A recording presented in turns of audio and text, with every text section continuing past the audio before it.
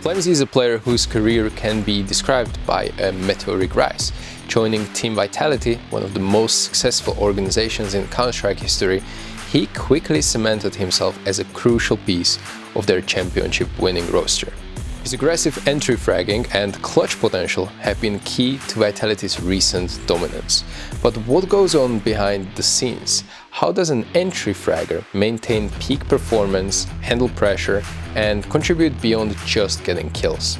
We'll be diving into some of his insights from his appearance on the Talking Counter podcast. But before we get started, let me tell you about the sponsor of today's video, SkinsMonkey. SkinsMonkey is a reputable, fully automated website that provides an instant way to get new skins. Just look at how easy it is to trade your old skins for new ones in just a few minutes. You can have completely new skins. If you use the code STYKO, you can get up to $5 for free as a first trade bonus. The more you trade, the larger the bonus. And if you don't feel like trading, you can simply buy skins too.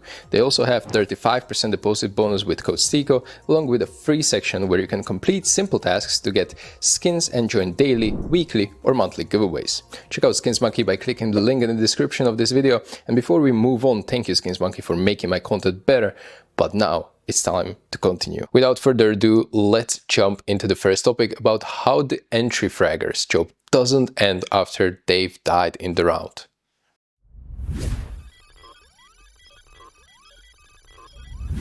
There might be a misconception that if you're an entry fragger, you just go forward and try to get kills or get traded, and honestly that doesn't require much communication from you. You get the opening kill or you die, simple as that. However, in modern Counter-Strike, especially at the highest level, entry fraggers need to have much better comms and overall need to understand their team's strat book very well, which sometimes enables them to make calls for their IGL. FlameZ, being Vitality's primary entry, spoke about the concept they use called eyes in the skies. Have a listen. And I think the main thing that helps is we have something that we call eyes in the skies that we... I've heard you guys say that a lot, actually. Yeah. So when you're dead, you need to talk. And we force people to do that, like we really work on it. And I think that's something that I stepped up a lot in Vitality because I had to, because I'm the entry fragger, so I die and most of the times I'm dead and I can... Calm for everyone. Yes, just help people. And I think this is something that you get, like, and in CS, you all know how it is, even in Face It, like you can be 1-10, you do double kill against STYKO and you're fine, like for the rest of the half. Yeah. And I think this is something that also works out if you win a round by being dead, but you tell them like a really good idea, or you just help them. You just and it keeps you engaged in the game too. It's not like you're sitting there dead for a minute, just like thinking about your 1 in 10. They came to my site again. You have no time to think, and I think this is something very valuable. Like you just focus on it, and sometimes like they compliment you, and you feel like you get a double kill, you know. And so I think this is something that really, like when I see that my game doesn't go as well. Yesterday we played the mousesports. I was 3-9 on the T-half, but I was fucking happy because I had so many opportunities. Like I think at some point you also realize that you had opportunities and you did good. You didn't play bad, you just didn't shoot that well, and that can happen. And sometimes you fucked up. Yeah. And that's where the games you don't want to go to, but they're gonna happen. I guess that'd be a difference between like lower level Counter-Strike and professional Counter-Strike, is at some level, at the level of the game you guys play at, it's like just be happy that you put yourself in a position to have the opportunity for the kill. Like you obviously want the kill and you'll be disappointed if you don't get it, but putting yourself in a position to have the exact fight you want is an accomplishment in itself. Yeah. So, Eyes in the Skies is Vitality's way of emphasizing communication from dead players. As an entry fragger, FlameZ dies often, but instead of just sitting there thinking about his stacks, or lack thereof, he's forced actively to watch his teammates and provide information and ideas. This keeps him engaged in the round and game, preventing him from dwelling on individual performance. This concept is incredibly valuable because it shifts the focus from the individual stats to overall team contribution and winning rounds, regardless of who is alive or dead. Even if you're not a pro, actively watching your teammates and thinking about the game when you're spectating can significantly improve your game sense and ability to help your team.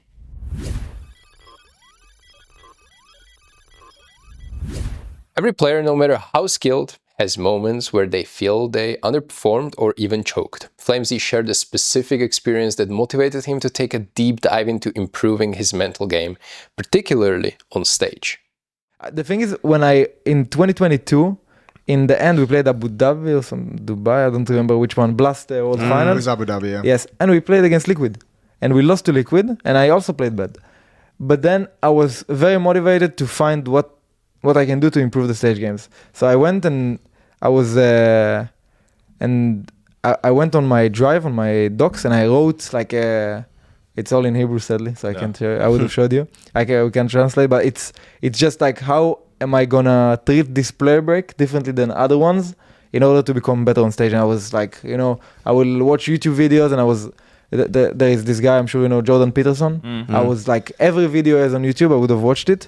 And then I started buying some books, and then I didn't read them for a while, and then I was like, okay, I will read 1 minute a day. And then you start getting involved. And I remember that I was really sad in OG because for 6 months I was grinding like myself, like being a better version of myself, but we never had players to play on stage on. So that was fucking hell. And then I joined Vitality. First stage we play on Cologne. I was like, oh my God, this is a big one. I've been ready for this for months. Yeah, but I was also like, in Vitality, I think the difference maker was just talking about the stress with your teammates. I was like, I was telling like, and you play with Magis, Sonic, like you don't really. So I was like I'm feeling well, guys. Like I'm feeling good. And I remember I played well this game, and I was like, I can do well. And then I started setting up goals. I want to have a live game on stage. And then I played against FaZe on the World Final or Fall Final, and I had like 2.3 rating. Yeah. And then I was like, I started feeling comfortable on stage, really comfortable. What was some of the advice that Magus, or Sonic, or Apeks gave you then? Do you remember? I think it was mostly like, just be open about your stress, like we're here, and don't like fuck the expectations. Like just come, enjoy. You're here for that. Like you're watching CS and you're watching the stage games and being excited. Just come and enjoy. And I think we always talk about it till now that every stage game we don't know what's gonna happen, like with CS, and maybe tomorrow, some fucked up thing goes up and there is no stage games for a bit, like COVID happened, and so we always emphasize on like, just enjoy the stage as much as you can, and even if it's a small stage or a bigger stage, like people are here to watch you, it's entertainment, and just enjoy it and try to be as loud as you can and have as much fun as you can. So every game was, and this was like, I think the best advice I got, because it was just, I'm sitting in the game. I remember we lost Dallas finals to Stewie 2K, but I had loads of fun. Like the stage was like, fuck the French, fuck and fuck Apeks, and like the stage was against us, the crowd was against us, but I saw how the team was, and like everybody was fighting, even though we lost the comeback and it was like a sloppy game in the game, but it was a fun experience to just be on the stage and like be part of this kind of story in some sense. FlameZ recounts a tough loss against Liquid in late 2022, where he felt he played badly, especially on stage. And this feeling spurred him to create a personal document outlining how he would approach the upcoming player break differently to improve his stage performance. This segment really emphasizes the power of self-reflection after a poor performance, setting clear goals for improvement, starting small with new habits, and the crucial role of team environment and communication in overcoming mental hurdles like stage anxiety.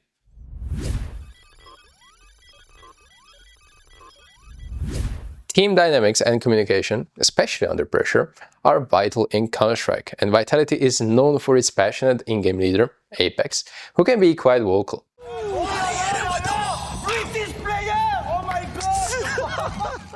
FlameZ discusses how the team handles frustration and his unique style. I think last year was kind of tough in the whole, as we talked about right now, the Sphinx thing, but I think right now we have like a team that is very solid, and we have like, Apeks might get mad, but he's not gonna get like tilted. He's not gonna go down. He's gonna get mad, and I think it's better to just know why he's mad. And I think this is nice. Like if I do a mistake and someone's just getting mad and doesn't tell me what he thinks, I would be fucking like, it will get to me, Okay. But Apeks is very honest. Like, it's gonna be instantly like, you fucked up this thing. Even when you win, we love you. So stay with that. And I think this is way better. And it obviously has its own challenges, but I think it's to some extent like you you take his benefits, and it's just like a family. You have tools in the team, and you want to use them the right way, but you have to take in consideration that there's some things that are going to be tough, and as a team you want to improve on them. But he improved.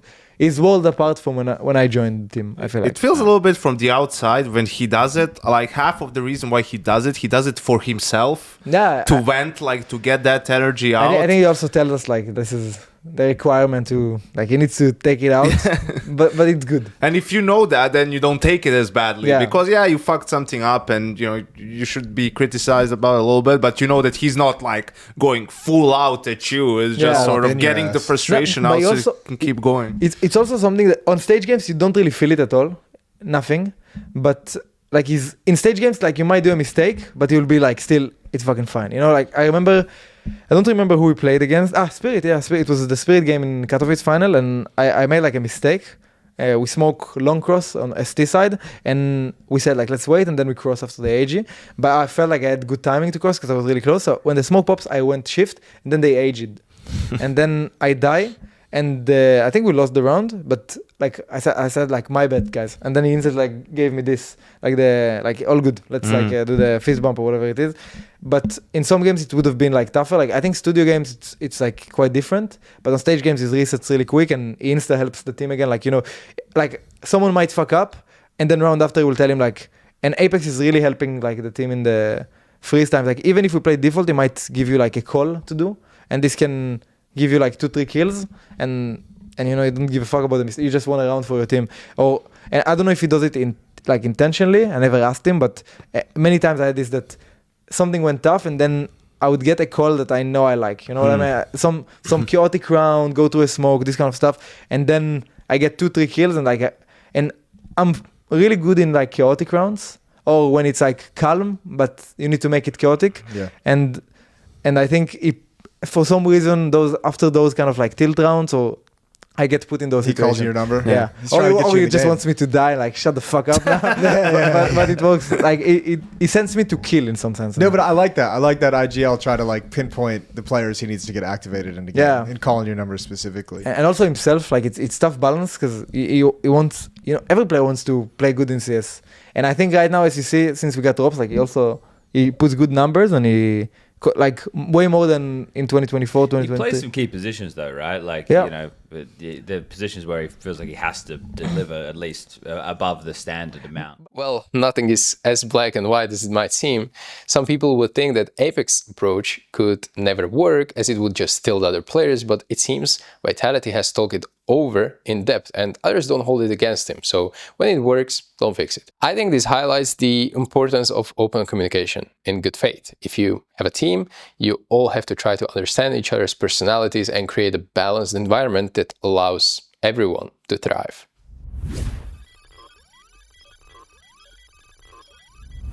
Working out probably isn't the first thing you think of when discussing esports performance, but physical fitness plays a significant role in the mental game. FlameZ shared how working out has impacted his confidence and courage in high-pressure situations. You lifting some weights. That was at the award show. Yeah, I saw on your Instagram. It was the award show, yeah. And you were back in the gym the other day too. So that's in Cyprus. Yeah. That's nice. That's in Cyprus, but no, actually I stayed in Serbia, so that was in Serbia. Okay.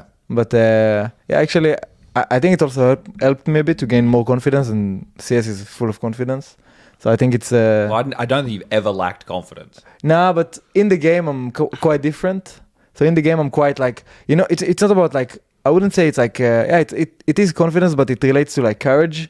So you'd play like a semi-final, a quarter-final, I'm fine. But when you play like a final and I'm an aggressive player, sometimes I have like this, like my brain wants me to do something, I have to do that. If I'm not doing that, I'm like, it's hard for me to keep going the next round. Okay. And that's something that will not happen due to courage if I don't do that. Like I'll be like, I don't want to take responsibility for the play that goes wrong and stuff like this. And I think when you start going to the gym and you start like, but I took it really serious, like my, so I have like a personal trainer, and I told him my goal is to be strong and flexible. Like my body, I want it to be flexible. And he gave me like 20-minute stretches, like an application on the phone that you basically do 20 minutes and you do stretch. And actually quite nice in Vitality, we do a stretch club every day. So not everybody, but whoever wants to come can can jump in and we do stretches. And I take this as meditation sort of. So it's like, you work a lot of on the focus and just like taking the stress away from your life. And I think this is something that is valuable, and also lifting weights. So FlameZ confirms that hitting the gym has helped him gain confidence, that extra edge which he sees as closely related to courage in CS. While he might not lack general confidence, he feels the difference particularly in high-stakes matches like finals. And this segment is a great reminder that performance in esports isn't just about aim and game knowledge, but physical health and mental fortitude built through discipline like working out are crucial components of success, which separated the pros on the top from Tier 2 and Tier 3. With that being said, I hope this recap of FlameZ insight was useful to you. I think the whole episode is extremely fun and insightful to listen to, covering many more topics, so give it a try down in the description below. If you have a player or interview you loved and think would be great to break down, please let me know in the comment section. And in the meantime, it would mean a lot if you leave a like on the video and potentially even consider subscribing. Sure, go for it. You take your mouse and you click. I will see you in the next video. Bye-bye. Huge shout out to my Ko-fi members for your continual support so I can make more videos like this for you. Their name is on the screen right now, and if you want to appear here too, check out my Ko-fi page where you can gain tons of cool and exclusive perks at various tiers of membership. And when I say they're cool, I mean it. Give it a look, it's worth it. Thank you for making my content better and possible.